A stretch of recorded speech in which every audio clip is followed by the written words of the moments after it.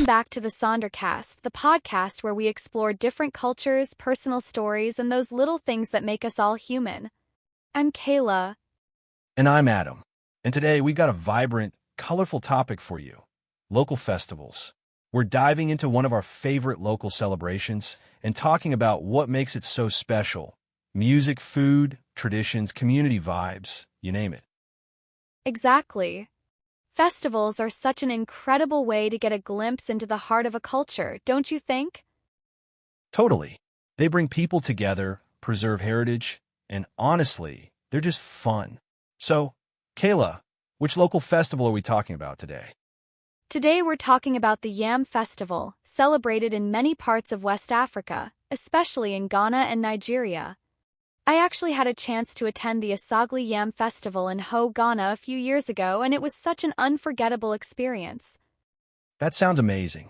For those who might not know, what exactly is the Yam Festival? Is it about eating yams? Yes, but it's also much more than that. Yams are a staple crop in many West African communities, and the festival celebrates the harvest of the new yams. But more deeply, it's about gratitude, cultural pride, and giving thanks to the gods and ancestors for a bountiful harvest.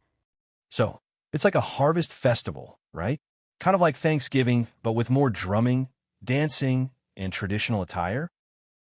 Exactly. When I was there, the streets were alive with the sound of talking drums and Kent cloth in every direction. People wore these beautifully woven garments, very symbolic. Colors actually represent different meanings, like red for struggle and gold for wealth.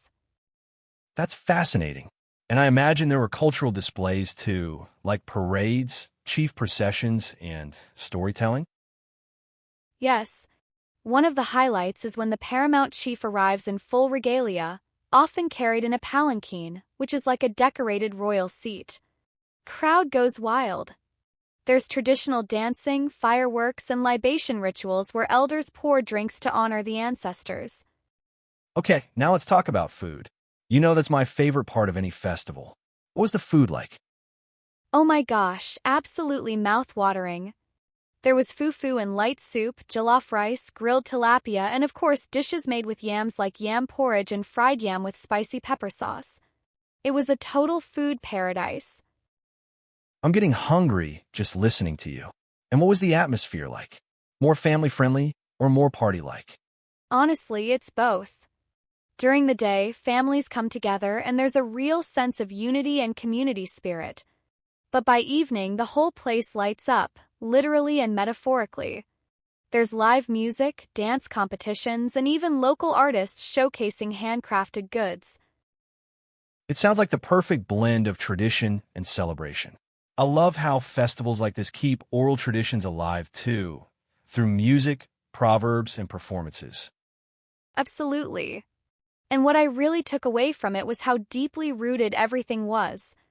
From the symbolic dances to the ancestral rituals, you could feel this deep connection between the past and the present. That's powerful. And for our listeners learning English, today you've heard words like harvest, tradition, regalia, libation, cultural pride, parades, drumming, unity. These are all rich, cultural vocabulary you can use to describe festivals around the world. Yes, and maybe next time try describing a local festival in your own country using some of those words. It's a great way to connect language learning with your own life. Well, that brings us to the end of this episode of the Sonder Cast. Thank you for joining us as we celebrated the colors, the rhythms, and the flavors of the Yam Festival. If you've ever attended a unique local festival, we'd love to hear about it. Leave us a message or comment on our socials. Until next time. Stay curious, stay kind, and keep exploring.